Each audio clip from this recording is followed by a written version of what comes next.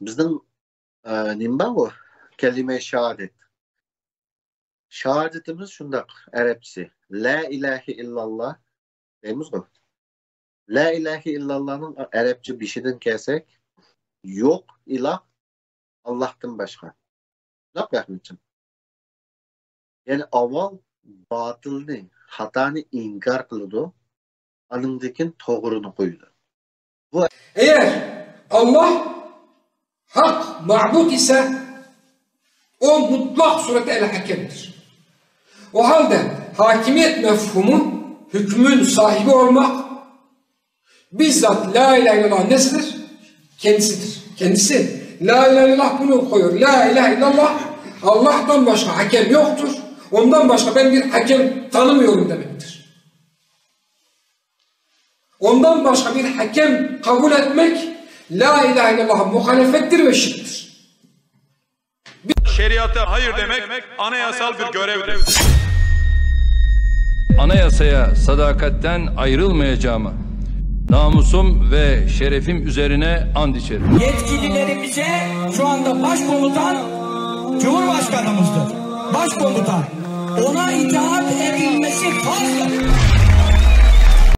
وَمَنْ لَمْ يَحْكُمْ بِمَا أَنْزَلَ اللّٰهِ فَاُولَٰئِكَ هُمُ الظَّالِمُونَ Kim Allah düşürgen narsa bilen hüküm kılmasa, bular hakiki zalimler shulardir. Bun bilen ham kafir, ham zolim. Mana keyingi darsimizda inshaalloh keladi, fosiqlar ham shulardir. Xohlaganingizni ayting. Allohning hukmi bilan hukm qilmagan kishilarni kafir deysizmi, zolim deysizmi, fosiq deysizmi? Og'zingizga kelgan hamma yomon gaplarni aytishligingiz mumkin bo'lyapti. Alloh subhanahu va taoloning hukmi bu pok hukmidir.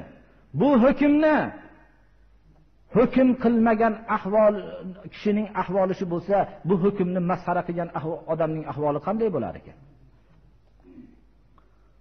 Bu hukm endi bu zamonga to'g'ri kelmay qoldi degan kishining ahvoli nima bo'lar ekan? Shu vaqtda iymondan chiqadi.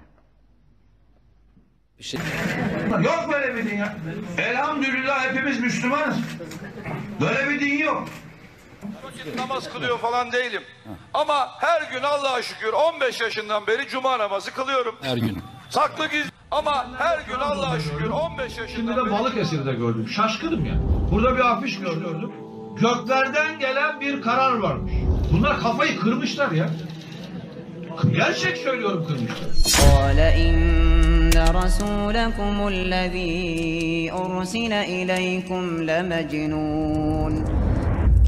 Böyle bir din yok arkadaşlar ya. Böyle bir din yok. Korkmadan söyleyin bunlar. Yok böyle bir din ya. Allah siyasetle uğraşır mı ya? وَمَنْ لَمْ يَحْكُمْ بِمَا أَنْزَلَ اللّٰهِ فَاُولَٰئِكَ هُمُ الْكَافِرُونَ وَمَنْ لَمْ يَحْكُمْ بِمَا أَنْزَلَ اللّٰهِ فَاُولَٰئِكَ هُمُ الظَّالِمُونَ وَمَنْ لَمْ يَحْكُمْ بِمَا أَنْزَلَ اللّٰهِ فَاُولَٰئِكَ هُمُ الْفَاسِقُونَ Kim Allah'ın indirdikleriyle hükmetmezse onlar kafirlerdir. Kim Allah'ın indirdikleriyle hükmetmezse onlar zalimlerdir. Kim Allah'ın indirdikleriyle hükmetmezse onlar fasıklardır. Bazen fasık, bazen zalim, bazen kafir olurlar değil kardeşler. Hem zalimdirler, hem fasıktırlar, hem de kafirdirler. Seçim tarihi resmi gazetede yayınlandı mükerrer sayıda. İlk mesajı alabilir miyiz? Hayırlısı olsun. Türkiye'nin buna ihtiyacı var. Seçime ihtiyacı var. Değişime ihtiyacı var. Hayırlı uğurlu olsun. Müsaadenizle. Teşekkürler. Zaten yakında ben daha Müslümanım diye yarışacaklar. Ey millet bana rey ver, ben daha iyi Müslümanım diyecekler. Bu ülkenin Yüksek Seçim Kurulu söyleyemiyorsa, kimse cesaret edemiyorsa, kim cesaret edecek? Allah'tan korkmayan biz cesaret edeceğiz. Allah'tan korkmayan biz cesaret edeceğiz. La ilahe illallah içinde la halika illallah var değil mi? Allah'tan başka yaratıcı. La razika illallah var değil mi? Allah'tan başka rızık. Aynı şekilde la hakeme ne de la hakime illallah mutlaka la ilahe illallah'ın içinde var. Hakimiyet mefhumuyla ilgili getirilen bütün ayetler ise la ilahe illallah'ın tefsiridir.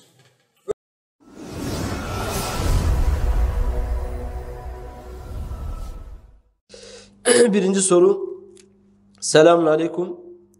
Hocam mürciyeler Maide suresi 44 ayetinde İbn Abbas'ın küfür olmayan küfür sözünü küfür olmayan küfür.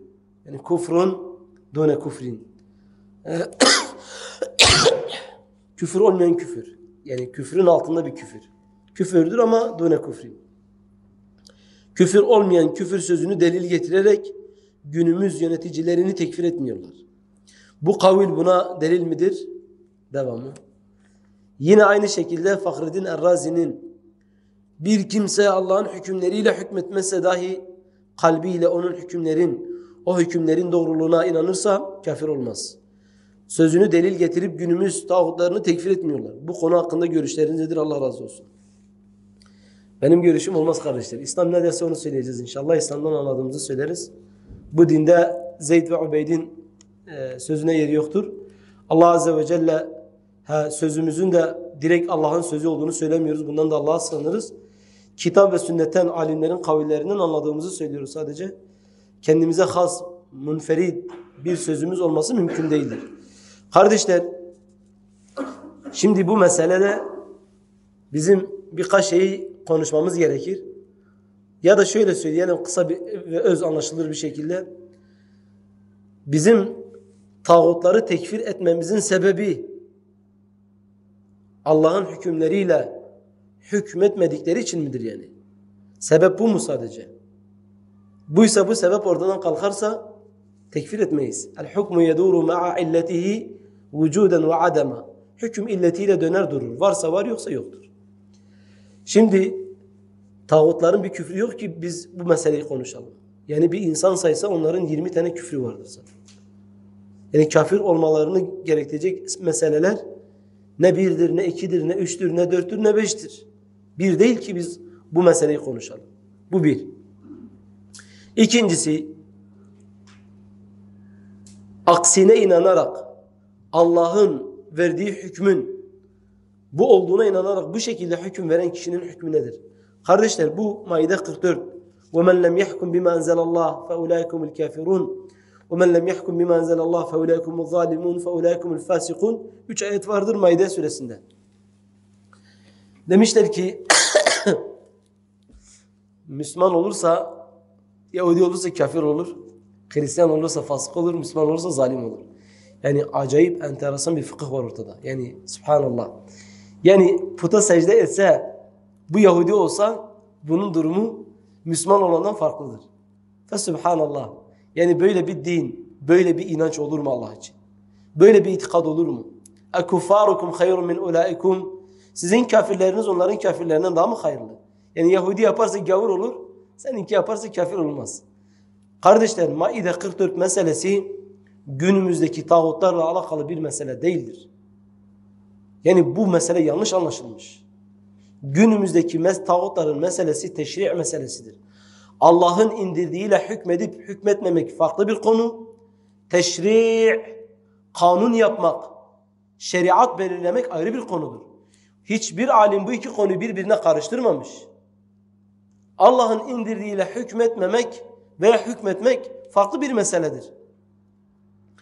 İslam devletinin bir kadısı olur. O kadıya biri rüşvet verir. Allah'ın indirdiğiyle hükmetmez. Allah'ın indirdiğiyle hükmetmez. Selef alimleri bu adam hakkında konuşmuşlar. Bazıları tekfir etmiş. Bazıları demiş ki bu kufrun dune kufurdur. Abdullah İbni Abbas bu sözü haricilere Ali radıyallahu teala anhu ile kavga olduktan sonra Nehravan savaşı onlarla münazara yapıyor. Yaklaşık onlardan bir rivayette 2000 bir rivayette 4000 insan geri bu tarafa çekiyor. Orada haricilerin özelliğidir. İslam devletinin olduğu yerde inil hukmu illa lillah. Hüküm sadece Allah'ındır derler. Öyle bağırırlar. İslam devletinin olduğu yerde. Aksini söyleyen mi var? Niye bunu bağırıp yani bayraklaştırıyorsunuz ki bu meseleyi? İslam alimleri bu meselede bu konuya cevap vermişler ve konuşmuşlar. Bu fetvaların döndüğü bu sadece Fahreddin Razi değil. İbn-i Kethir okursanız, Taberi okursanız, Kurtubi okursanız, Şabi'den, Mekhul'den başkalarından da rivayet göreceksiniz. Mekhul döneminde yönetimi küfür olan ve ben Müslümanım diyen bir tane devlet mi vardı? Onlar için söylesin. Mekhul döneminde, İbn Abbas döneminde şeriatla yönetilmeyen bir devlet mi vardı? Tarih bilmeyen, vakanın cahili olan kişi kitaplarla insanları ne kadar çok saptırır maazallah. Bu konu bizim konumuz değil kardeşler. İçinde bulunmuş olduğumuz vakanın tağutları niye kafirdirler? Bunların Maide 44 alakası yok. اَمْ لَهُمْ شُرَكَاءُ شَرَعُوا لَهُمْ مِنَ الدِّينِ مَا لَمْ يَأْذَنْ بِهِ اللّٰهِ ile alakası var. Şura 21 ile alakası var. Onların Allah'ın izin vermediği halde onlar için dinde kanun yapan ilahları mı var? Şuraka Kadı Beydavi Şafii alimlerindendir. Ne diyor? اَمْ لَهُمْ شُرَكَاءُ اَمْ لَهُمْ آلِهَا Onların ilahları mı var? شَرَعُوا لَهُمْ مِنَ الدِّينِ مَا لَمْ يَأْذَنْ بِهِ اللّٰهِ Allah'ın izin vermediği halde onlara dinde kanun yapar. Bir insan kanun yaparsa, teşri' yaparsa kendini ilah vasfına sokmuş olur. La yushriku fi hukmihi ahada. Allah hükmünde kendisine ortak kabul etmez. La yushriku fi hukmihi ahada. Burada da küfründe küfür var mı İbn Abbas'tan rivayet? Adva'ul Beyan'ın sahibi Muhammed bin Şinkiti rahimallahu teala Kehf suresi 26. ayetin tefsirini yaparken la yushriku fi hukmihi ahada ta'liq atıyor. Tefsir diyor hükümler iki kısımdır. Hukmul idari, hukmul nizami. İdari hükümler, nizami hükümler. İdari hükümler mesela neye benzer kardeşler? Kırmızı ışıktır, yeşil ışıktır, paradır, cezaevleridir, onların kurumların işlevidir ve benzeri şeyler. Hukmun nizami, faizcinin İslam'da hükmü nedir? Zaninin İslam'da hükmü nedir? Zaniyenin İslam'da hükmü nedir? Haddul qazf, iftiracının hükmü nedir? Haddu şaribil hamri, içki içenin hükmü nedir? Bunlar da nizami hükümlerdir.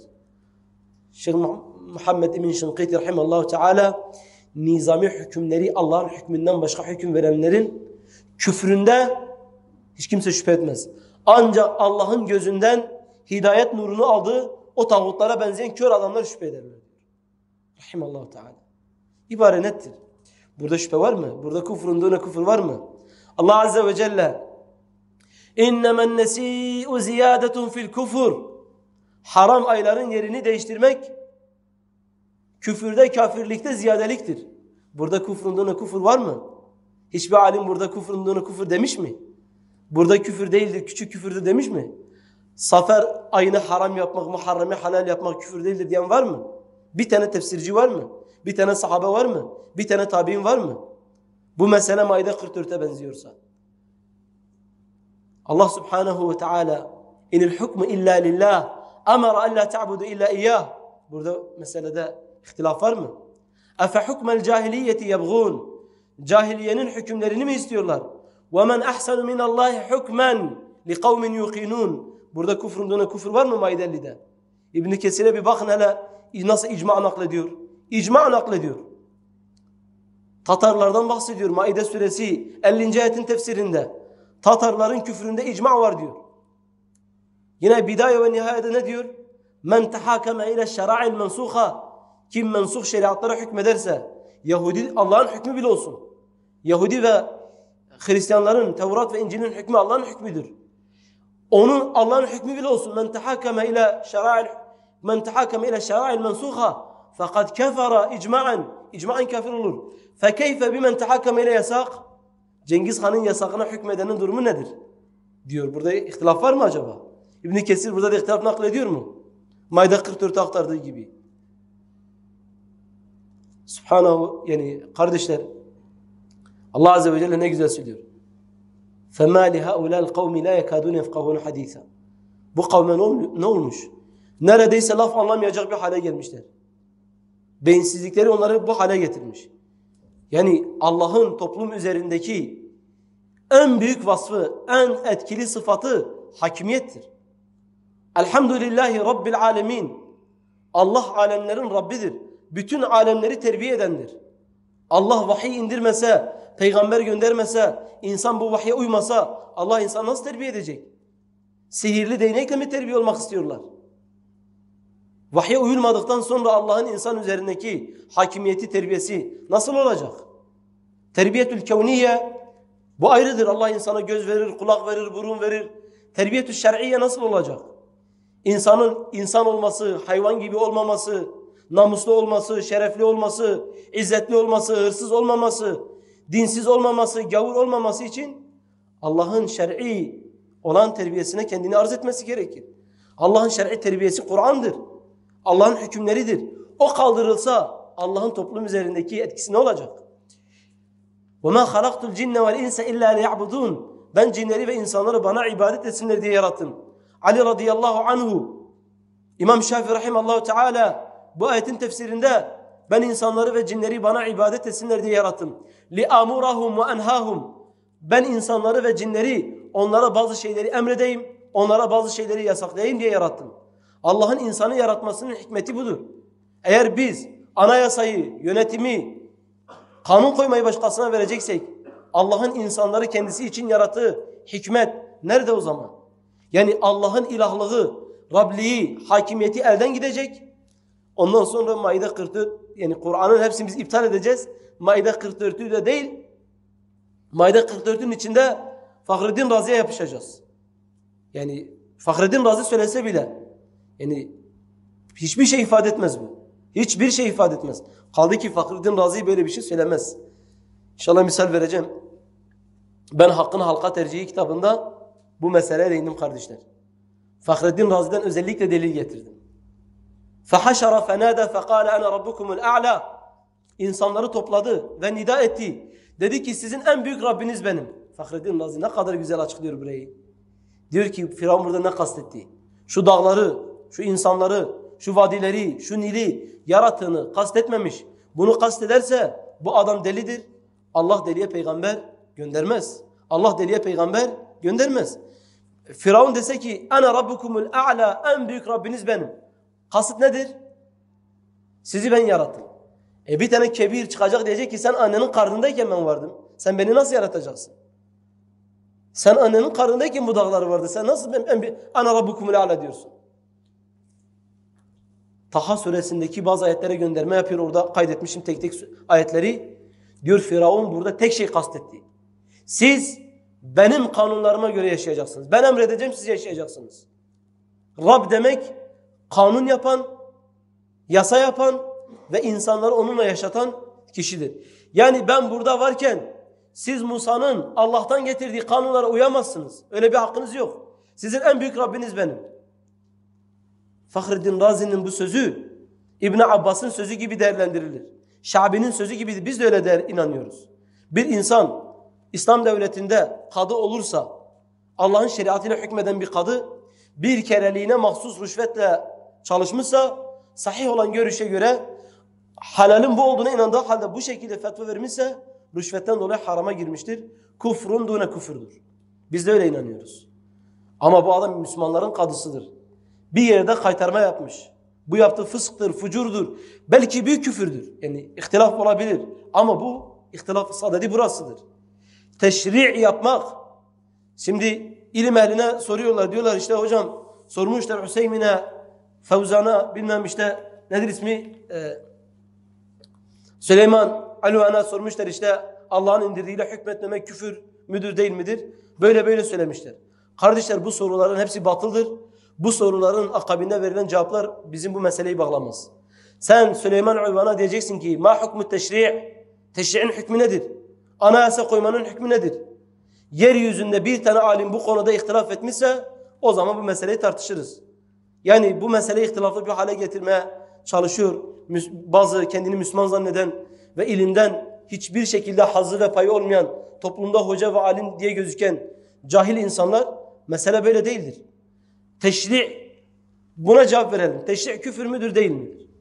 Konumuz teşri' değil mi? Anayasa belirlemek değil midir konumuz? Budur. Allah'ın indirdiğiyle hükmetmemek bu konu başka bir konudur. Bu konu tafsilatlı bir konudur. Bazen küfür olur, bazen olmaz. İslam devletinde bu olsa yanlış fetvayla, yanlış içtihatla, yanlış bir reyle Allah'ın indirdiğinin dışına hükmetmek küfür değildir. Bazen havayla bir kereliğine mahsus küfür değildir. Ama Türkiye'de ve benzeri devletlerde Allah Azze ve Celle'nin sözü ağır algılayabilir. Muhtar kadar sözü geçmiyor Allah'ın. Bu mesele burada konuşulur mu? Maide 44'te konuşulur mu? Yani insan ne zaman adam olacak? İnsan ne zaman insan olacak? Bu Kur'an'ın tamamını bize atacağız. Maide 44'teki ihtilaflara yapışacağız. Allah hiçbir şekilde bizim toplumda sözü geçmeyecek. Hiçbir şekilde. Biz Müslümanız. Devlet Müslümandır. Subhanallah. Yani bu mesele hiçbir şekilde yani Kur'an-ı Kerim'e 100 tane delil var. Belki 150 mutala yaparsa 150 tane delil çıkar.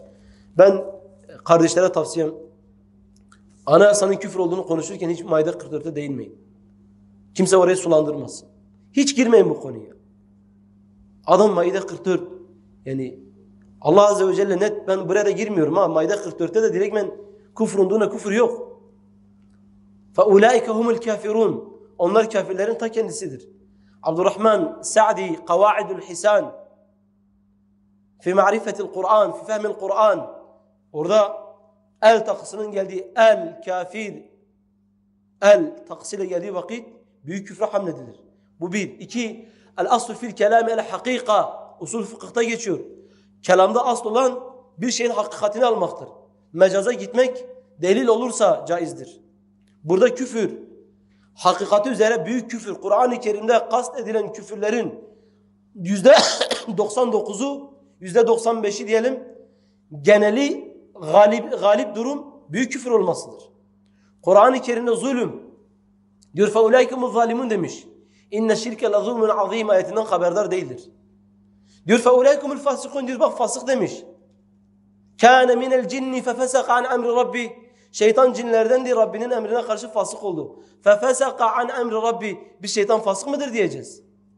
Bir insan Kur'an bilmese, Kur'an tabirini bilmese, Kur'an'ın istilahlarını bilmese, bu şekilde Kur'an'a iftira atsa nasıl olacak bu iş? Biz Kur'an'a iftira atmaktan Allah'a sığınırız. Vel-'iyâzu billah. Bu sözün hiçbir şekilde mizanda bir değeri yoktur. Vallahu âle ve alem.